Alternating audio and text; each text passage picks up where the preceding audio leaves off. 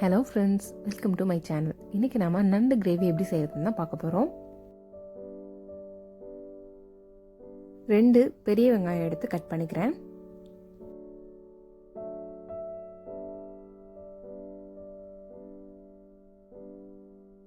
ரெண்டு தக்காளி கட் பண்ணிக்கிறேன்.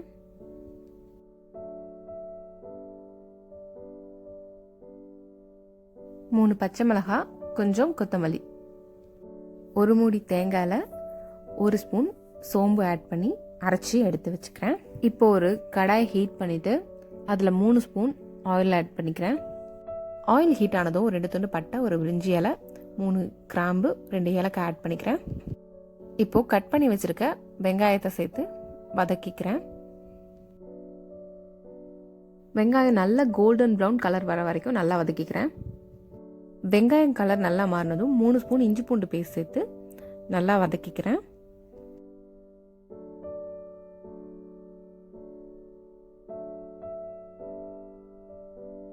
இஞ்சி பூண்டோட பச்சை ஸ்மெல் போன பிறகு நம்ம கட் பண்ணி வச்சிருக்க தக்காளியும் சேர்த்து அது கூட நல்லா வதக்கிக்கிறேன். தக்காளி வதங்கிறதுக்காக கொஞ்சமாக உப்பு சேர்த்துக்கிறேன். தக்காளி நல்லா மசிகிற அளவுக்கு வதக்கிக்கிறேன்.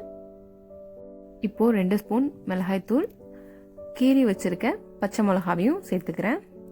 இப்போது ஸ்டவ்வை லோ ஃப்ளேமில் வச்சுட்டு எல்லா மசாலாவையும் சேர்த்துக்கலாம். 1 ஸ்பூன் மல்லித்தூள், 1/2 ஸ்பூன் மிளகுத்தூள், 1/2 ஸ்பூன் மஞ்சள் தூள், 1/2 ஸ்பூன் சீரகத்தூள் சேர்த்துட்டு நல்லா வதக்கிக்கிறேன்.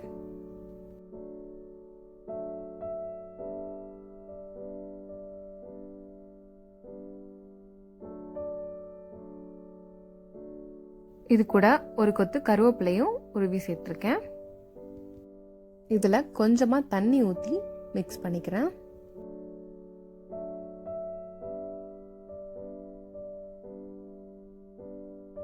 ஒரு கிலோ நண்டு கட் பண்ணி க்ளீன் பண்ணி வச்சுருக்கேன். அதையும் இப்போ இது கூட சேர்த்து கிளறி விட்டுக்கலாம்.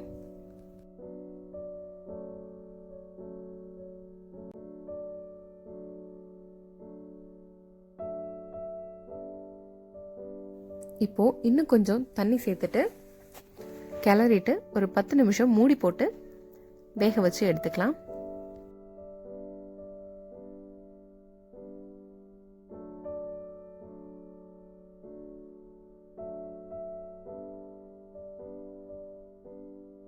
பத்து நிமிஷம் கொதிச்சதும் நம்ம அரைச்சி வச்சிருக்க தேங்காவையும் இது கூட சேர்த்து கிளறிக்கலாம்.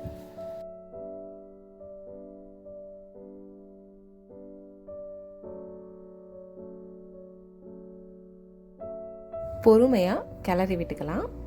அது நல்லா தேங்காய் மிக்ஸ் ஆகிற மாதிரி.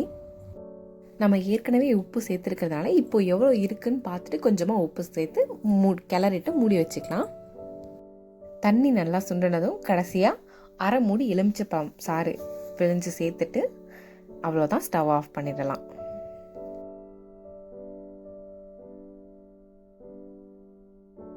கடைசியாக கொத்தமல்லி கீரை சேர்த்து பரிமாற வேண்டியது தான்.